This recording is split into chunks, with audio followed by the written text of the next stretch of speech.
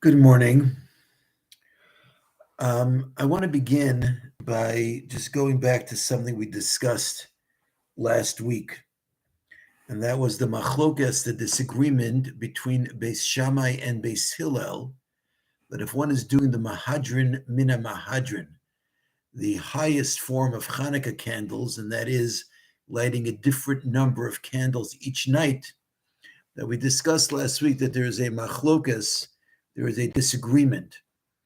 According to Beis Shammai, the first night you light 8 candles, and each night the number diminishes.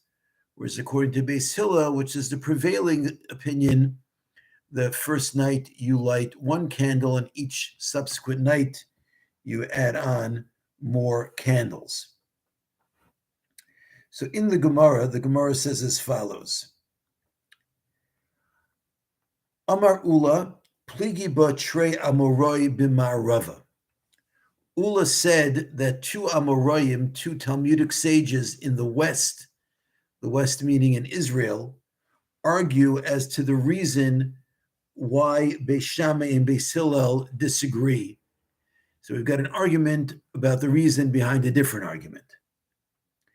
Those are Rabbi Yossi bar Oven, Rabbi Yossi bar Zavida. The two of them had different views of why Beis Shammai and Beis Hillel stalked out their positions as they did.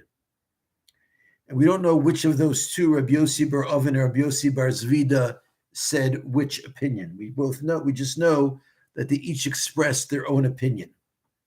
Chad Amar, one said, Taima de Beis Shammai, that the reason for Beis Shammai is Keneged Yamim HaNichnasim, that you light based on how many days there are to come. And so therefore, the first night of Chanukah, when there are still 8 days to come, you do 8 lights. Second night, when there's 7 days to come, you do 7 lights, and so on. The time of the Beis Hillel, Keneged Yamim HaYotzim. And according to Beis Hillel, we count the number of days that have passed. V'chad Amar, the other opinion says, Tamid Beis Shammai Keneged Parei HaChag, that Beis Shammai looks and draws an analogy with the karbanos brought on Sukkos. On Sukkos, unique, different than a Pesach, for example, we don't bring the same number of karbanos, of sacrifices every day. While certain animals are consistent every day, but the number of bulls diminishes each day of Sukkos. On the first day of Sukkos, we start with 13 bulls, and by the end of Sukkos, we're only bringing 7 bulls on the last day. And the reason is because it's supposed to be symbolic that just as the number of bulls is diminishing, so too our enemies' numbers should diminish. The word for bull in Hebrew is par, and Kabbalistically, there's a concept of Resh Pei 280, the gematria of par, forces of din, forces of judgment, or forces of evil in the world. So we are trying to get those forces to be diminished each and every single day.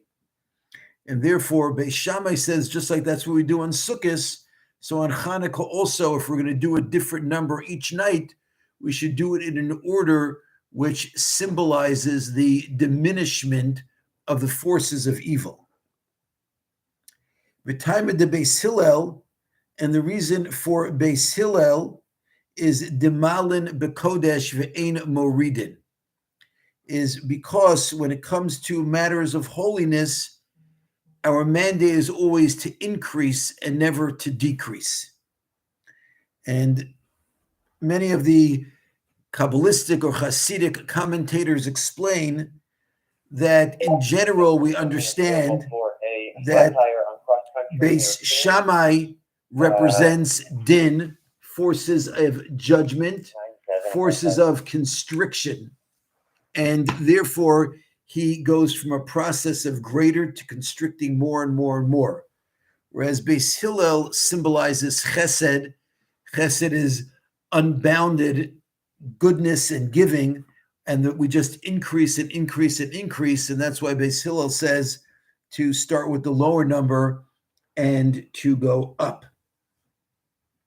And actually, the Ben Yehoyada points out that when it comes to precious metals, Zahav, gold, is considered to be the metal that symbolizes din. Kesef, silver, is the metal that symbolizes chesed.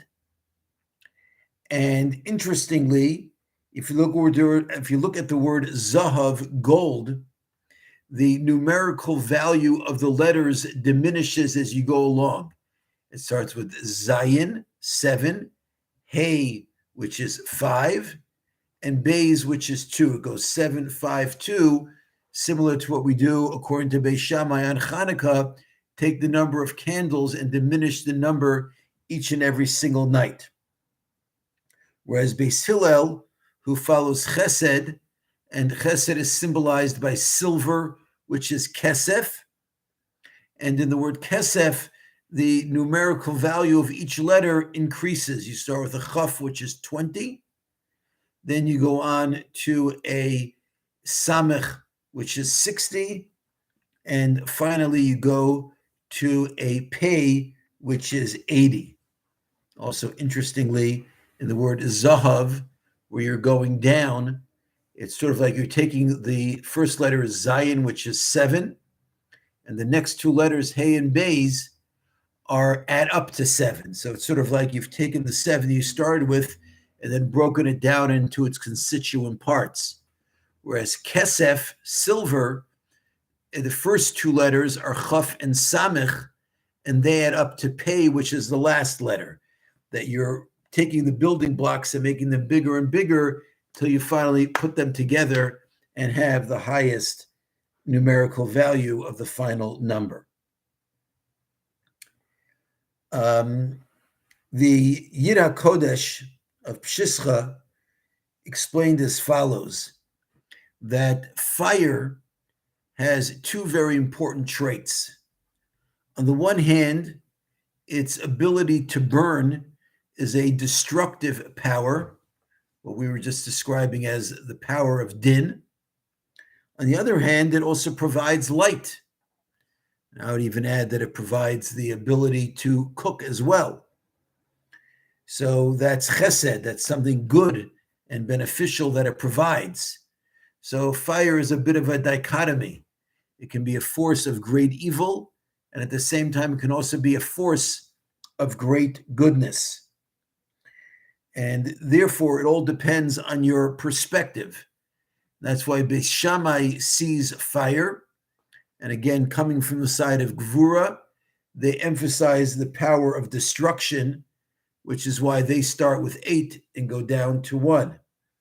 Beis Hillel, coming from the perspective of Chesed, of increased goodness, so they look at fire for the perspective of light and warmth and cooking, and therefore they start with the lowest, the so-called striking of the match, until you get better and better using the power of fire to its utmost.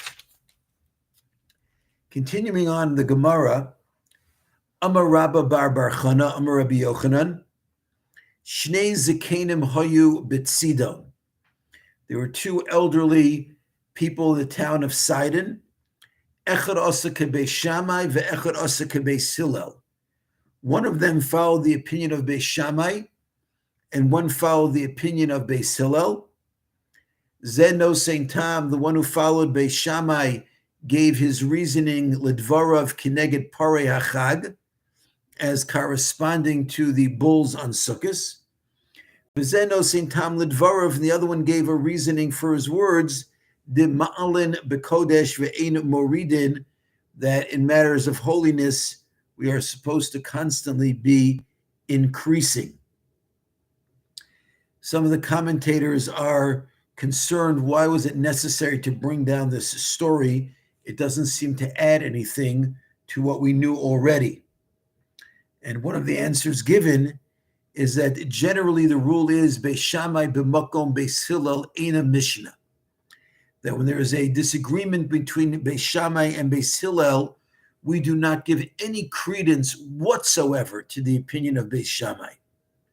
And this story is being brought down to show you that when it comes to the numbers of Chanukah candles, where the whole idea is only mahadrin mina mahadrin, this is a super machmir, so to speak, or a super beautiful way of lighting your Chanukah candles. And if you want to do something to show that each night is different, so even though Beis Shammai and Beis Hillel disagree over here, you are allowed to choose to follow Beis Shammai instead of Beis Hillel. The Gemara continues, my Chanukah, what is Chanukah? And I just want to conclude with 3 explanations of what the word Chanukah means. The Ran says that Chanukah stands for Chanu Chafhei, that the Jewish people rested from battle on the 25th of Kislev. Others disagree, and they say that even though a miracle occurred on that day, but historically we are well aware that that was not the end of battling. And therefore, the Marsha explains that it's called Chanukah because of the Chanukas HaMizbeach, because of the rededication of the Mizbeach, of the altar in the Beis HaMikdash. And finally, there's the Machzor Vitri, and the Machzor Vitri says that it's from a term of chen, that they found favor in the eyes of Hashem. We've spoken about this concept a little bit before, and in Mirz Hashem, in our next class, we'll discuss a little bit more about this concept of finding favor in the eyes of Hashem. Thank you so much for listening.